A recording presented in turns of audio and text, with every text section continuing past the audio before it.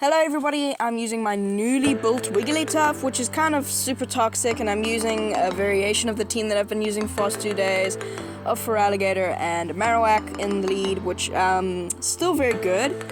And I, for some reason, have been climbing a lot with these teams, like Feraligatr and Marowak, and Jellicent has been amazing, and this team is also amazing, and that's why I kind of clickbaited you with the legend thing, but it's more of an ace push before before the season ends. Hoping to hit ace. I'm like nearly there. I know you're gonna be like, but ace would probably, most people are gonna be like, how is ace? Like, how are you not at ace? It's just because I don't usually do it as crazy as these other people. I just play it for fun. And I don't have all the crazy Pokemon like other people. Like, I don't know. I don't have a Buzzword. I don't have a, I don't know, some other stuff. I mean, I'm building a Cresselia, luckily. Just need a few, you just need like 46 more candies and then I'm done. Which will be nice, and if you can hear the crickets in the background, it's because I'm doing it in a chicken coop, well, an unused chicken coop, because it's too noisy inside, so I can't do it there, so if you do hear anything, I'm really sorry, and I'll try to make the music a little bit nicer. But I should probably get into the battles because this is very interesting. Like, coming in with Marowak, we beat the lead and yada yada.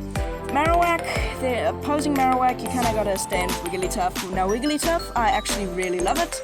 And, whoa, they go for Flame Wheel. I'm glad we can shield that up. Now Charm is very, very weak to these Icy Winds.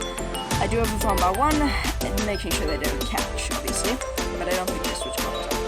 But yeah, I'm running Icy Wind and Sonic Voice, which I believe it's through music. And now they've got on the shields, and we can just come in with our own. Gligar.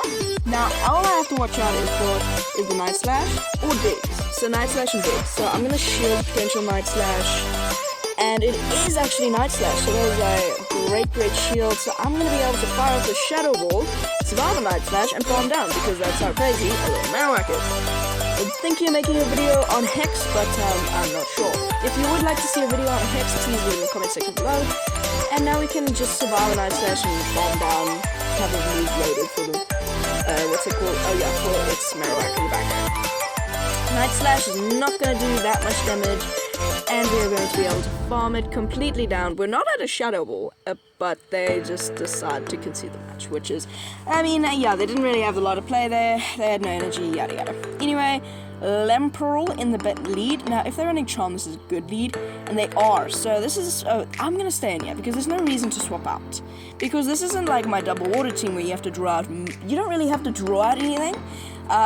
Because, yeah, I mean, you've got 2 Pokemon that can deal with steals, you got a Pokemon that can deal with poisons, you got Pokemon that can deal with a lot of stuff, and they swap out into Charizard, so we can just counter swap into our Feraligatr. Now we encounter a little bit of lag, and we are going to be able to shield this potential Blast Burn. It's probably a Dragon Claw. I mean, it is a Dragon Claw. They're always fake. Yep, it's Dragon Claw, but that still would have done a lot of damage. So I'm going to overfarm by 1, go for the Hydro Cannon. I tried to go in good timing, but I don't think that was too good timing. I think I just want to overfarm that a little bit more. But we're going to go for the Hydro Cannon, and that does get to one of their first shield, which is nice. And I'm contemplating shielding this, but I am not going to shield the Dragon Claw, because I know I can survive it, and it is just a Dragon Claw. And that does so much neutral damage to to my Feraligatr. Now, Pharaoh Seed Incense Day is a couple days away, so I'll definitely make a video on Pharaoh. I've got a Shadow, but it has Frustration, so I'm not going to be able to use that. Well, I guess I could, but it'll be 1 move. Anyway, so if you, for some reason we lose CMP, so I'm going to shield this, because I kind of want to switch, because I want to see this Charms just destroy the Lamperl. Anyway, it's just a Dragon Claw, that will take this out. But yeah, so Pharaoh Seed thingamajig is then, and also one of the things that are spawning is Magnemite.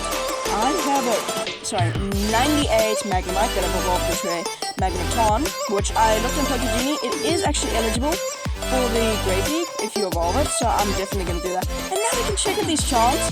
Boom, boom, that does so much damage. And what do I have in the back there that they're going to swap out? Oh, it's a God of War. And now I'm going to swap out. I'm going to go for the Shadow Ball. Now I over-tap, and they get to a move. Oh no. This isn't bad because we can still like charm down with Wigglytuff, but this is still not good. It's just the triple axle. It doesn't KO. Oh, and we get the Shadow Ball. Shadow Ball will definitely take out the glassy thing. And Shadow Ball comes through, takes out the God of War, and that is a good game. But yeah, so I'll definitely make a video on Magnum Zone, and it's also a decent fire electric type. This is a Nidoqueen, but they are running bites, so I'm gonna throw 2 fire spins, swap out into my Feraligatr. Now these bites are like Dragon Breath, they're doing so much damage, you gain no energy. Now they catch on a Alolan Raichu, which this team does decently well into Alolan Raichu.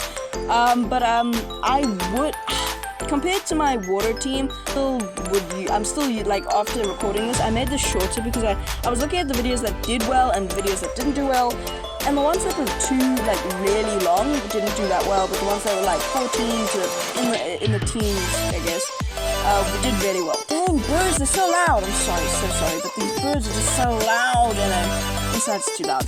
So I'm gonna coming back into my Raichu. I'm going to just go for the Bone Club, because really, Bone Club is all I need right here, and yeah. But yeah, I still after recording this, I didn't do too many battles, so I'm still gonna use my water, my double water backline, because I just feel like it's a lot more. I don't know, I just like it more. But this team is still very strong, and I still would use it, but I've gotten so used to my water. I've used it basically every day after recording my battles. Yeah. Anyway, Bone Club takes the Thingamajiggy out, and they're going to be coming back in with that Nidoqueen. Because it's Bite, I'm going to have to swap out into my thing. We do have a shield advantage, so we can probably get to the ITU, and I'm going to shield potential Poison Fang, because that would do a lot of damage. And shield it, it's the Earth Power! That would have done even more damage. And now they're going to be swapping into a Bullet Seed Mantine. For some reason I've been seeing a lot of Bullet Seed Mantines. I sadly tap it, but I'm already in a charm, so they get the Aerial Ace before me. But I've been seeing for some reason a lot of Bullet Seed Mantine, and I don't really understand why Mantine is Bullet Seed. It's a flying fish. Why is it in Bullet Seed? Disarming Voice puts it into like farm down range. We can still survive a you can still survive an Aerial Ace, so this is not bad. You can tank the Aerial Ace just barely, and we should. I don't think we will be able to get. Will we? Oh, we are 1 charm away, but they farm us down, and now we're gonna. This is a race to the Earth Power for the Bone Club. This is a race.